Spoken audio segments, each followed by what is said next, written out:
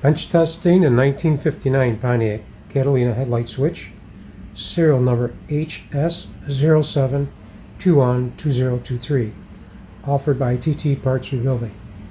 Run-up test. Test number 1, tail and parking light operation. Test number 2, tail and headlight operation. Test number 3, dash lights set low to high. Test number 4, circuit breaker test. Test number 5, switch terminals insulated from ground. Using a fully charged battery, we're reporting 12.7 volts. For the run-up test, we're going to be boosting the battery.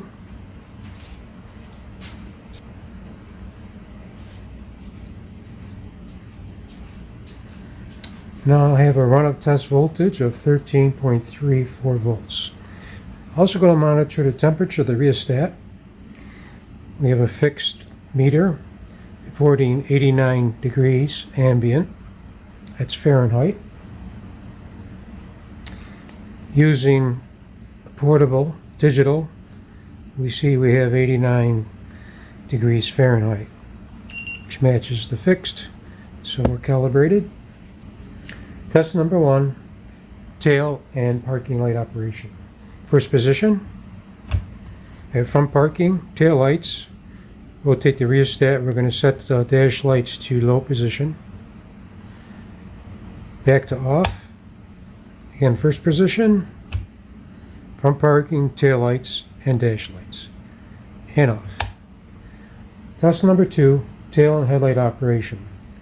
First position, front parking, tail lights. Second position, front parking lights are off, headlights are on. Back to first position, front parking, tail lights, and off. Test number 3, dash lights set low to high. First position, and rotate the rheostat to the off position for the dash lights, to mid-range, and full bright. Back to mid-range, and off. Back to first position, second position, headlights, front parking lights are off. Rotate the rheostat to the off position, mid-range, and full bright. Back to mid-range. Here we'll see a little increase of Fahrenheit. And from 89 we're at 97. I'll let that set for a second. Now reporting 98. Back to first position.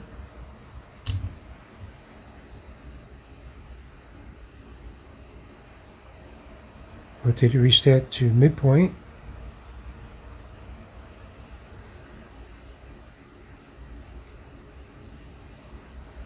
And off. Test number 4, circuit breaker test. The Delco on the headlight switches had a built-in circuit breaker, basically a bimetallic contact arm that interrupted the circuit between the battery and the switch. In the event there was a short in the vehicle or anywhere in the wiring, bimetallic contact arm would expand and break the connection between the battery and the switch. This is also available in the headlight position. Short in the vehicle wiring, overheating the contact arm would open the circuit and break the connection between the battery and the switch, protecting the vehicle wiring. Back to first position, expanding of the arm, contact arm breaks the connection between the battery and the switch. Back to the off position. Test number 5, switch terminals insulated from ground. We'll be using a standard 12 volt test light. You see we have continuity back to the battery at the switch chassis. I'm going to probe each one of the terminals to demonstrate that switch terminals are insulated from ground. Here we have the dash light feed. Circuit to the dash lights, no continuity. Battery terminal feed, no continuity.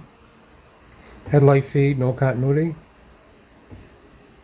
Tail light, no continuity.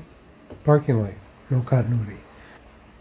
The only continuity we have back to the battery is at the switch chassis. Terminals are insulated from ground.